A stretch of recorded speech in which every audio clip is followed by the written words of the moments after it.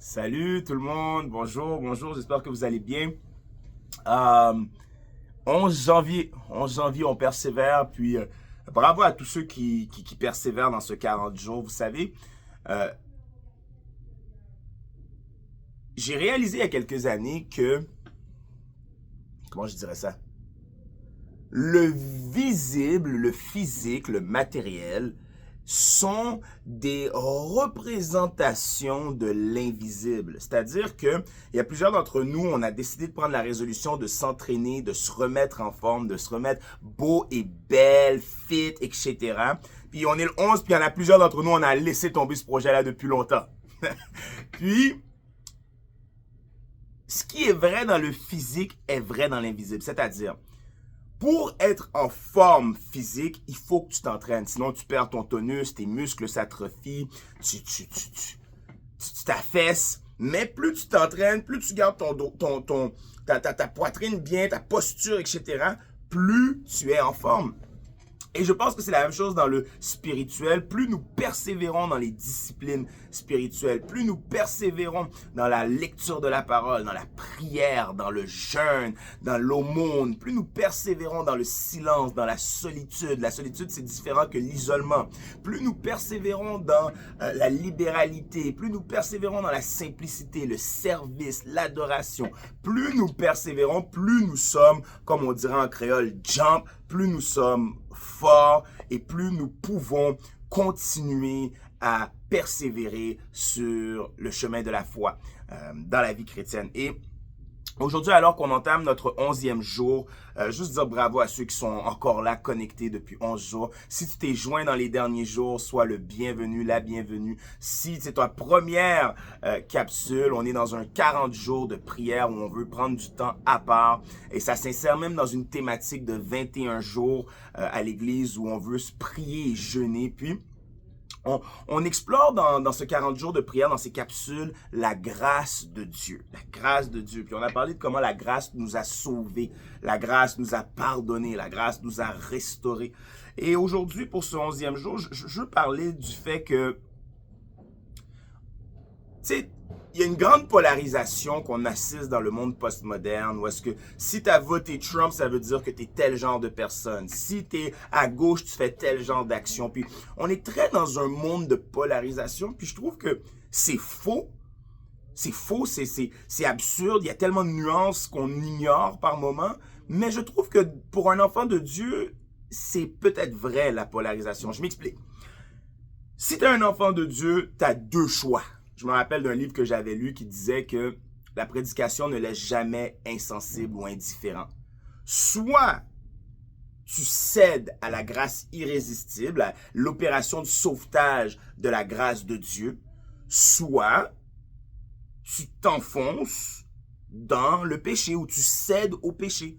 Mais tu peux jamais dire que quand la grâce passe devant toi, tu fais comme si tu n'as rien vu. C'est soit tu sombres dans le péché, soit tu te submerges, tu t'inondes de la grâce de Jésus. Puis je pense que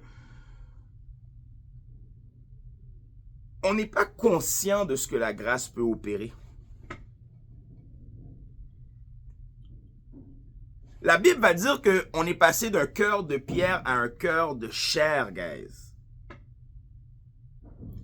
Je ne sais pas si vous avez déjà fait l'expérience, tu prends une pierre dans tes mains, tu presses, tu t'essayes,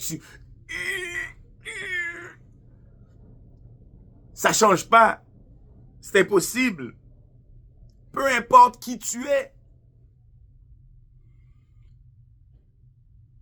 Et pourtant, la Bible dit que cette pierre-là, c'était notre cœur avant la conversion. Et Dieu opère une transaction ou une transplantation cardiaque spirituelle, change notre cœur d'un cœur fixe et dur à un cœur malléable et souple. À un cœur qui était résistant au changement, à un cœur qui se laisse transformer.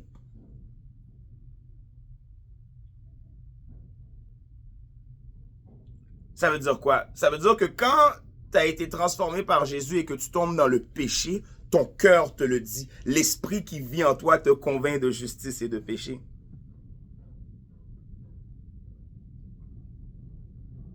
Ça, c'est un fruit de la grâce. Mais quand tu as péché là et que l'Esprit t'a convaincu, tu as un choix, ta responsabilité.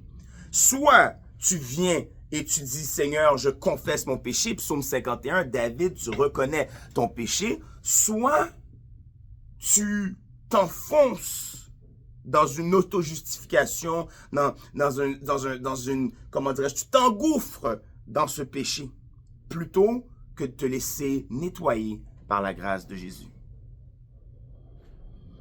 Et on est tellement bon pour se justifier, pour dire, ouais, mais c'est pas de notre faute, pour se déresponsabiliser, pour faire du blâme, pour blâmer l'autre.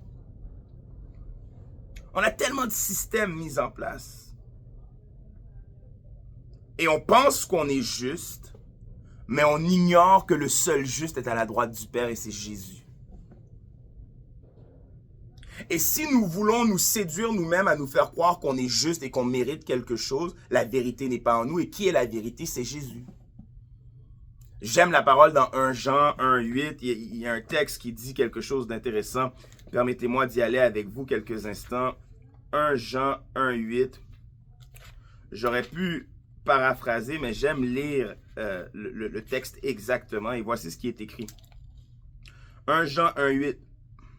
Si nous disons être sans péché, nous nous décevons nous-mêmes.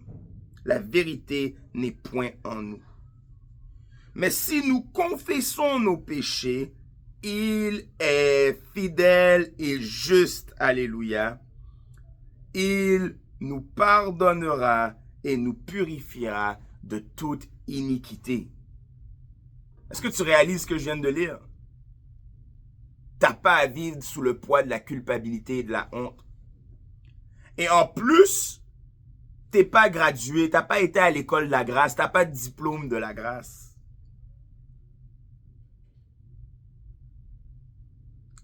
Ne résiste pas à l'appel du Saint-Esprit qui te convainc de te repentir.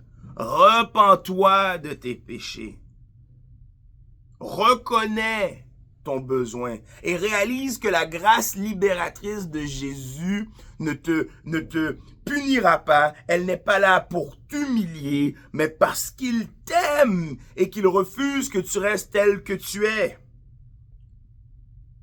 Il ne détournera pas son œuvre de grâce de votre cœur. Il n'arrêtera pas jusqu'à ce que l'œuvre soit accomplie. Aujourd'hui, 11 janvier, tu as la possibilité de céder à la grâce libératrice et restauratrice, I don't know.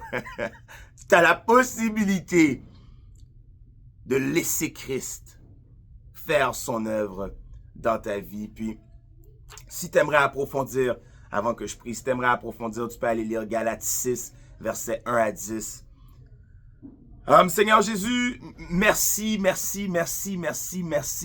pour ta grâce. Merci parce que tu nous fais comprendre qu'il n'y a pas de place à la neutralité lorsque nous marchons avec toi. Seigneur, nous te demandons d'agir. Nous te demandons pardon pour nos péchés commis et nos péchés omis, Seigneur. Sonde notre cœur. Dis-nous si nous sommes sur une mauvaise voie. Libère-nous de l'iniquité, car c'est contre toi et contre toi seul que nous avons péché. Libère-nous de nos addictions, de nos idolâtries, Seigneur, et rends notre cœur un cœur d'adoration. Fais-nous offrir nos vies comme des sacrifices de bonne odeur. À toi la louange, l'honneur, la puissance, le règne et la gloire, Jésus. Amen et amen. Je vous souhaite une agréable fin de semaine. Que le Seigneur vous bénisse. On se retrouve demain. Bye bye.